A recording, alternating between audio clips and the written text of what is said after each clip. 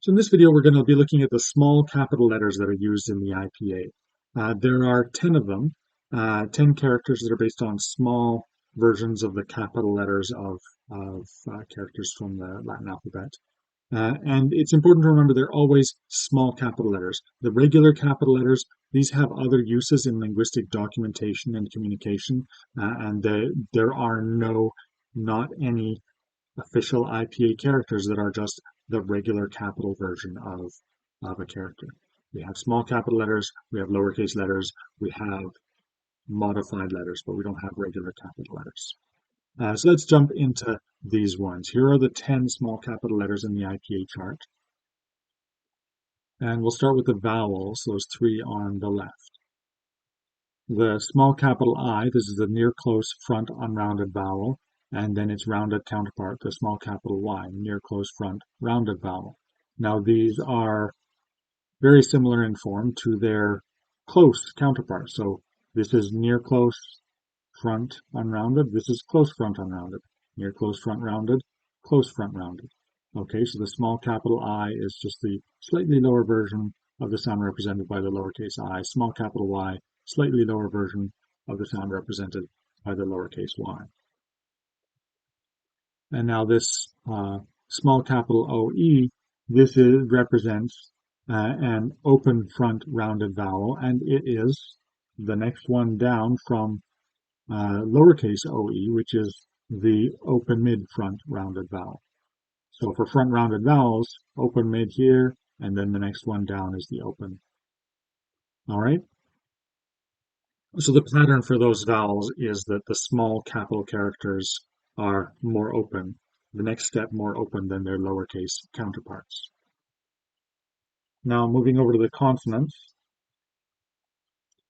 except for the small capital B, the bilabial trill, all of them are produced fairly far back in the mouth.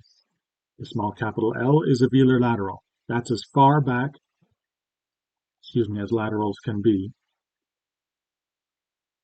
And, the small capital G, N, and R and inverted R are all uvulars, so most of the small capital consonants are uvulars.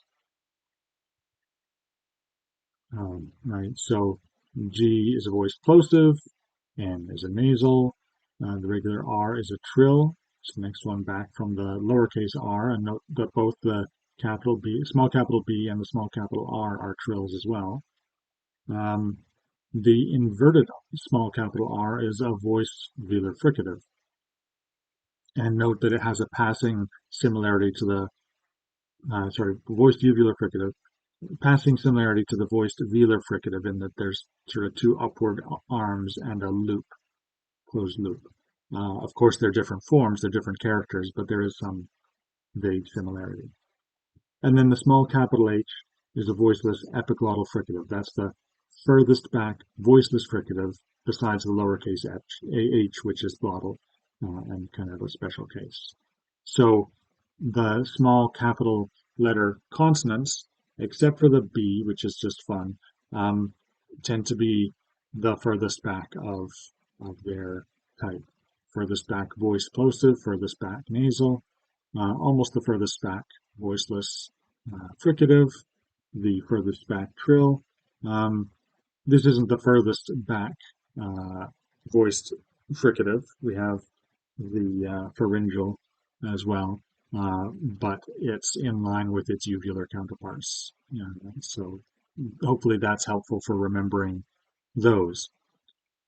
And that is the list of all 10 of the small capital letters in the IPA. So I hope that at least some of those were helpful tricks to kind of lock in these symbols as you're memorizing the IPA.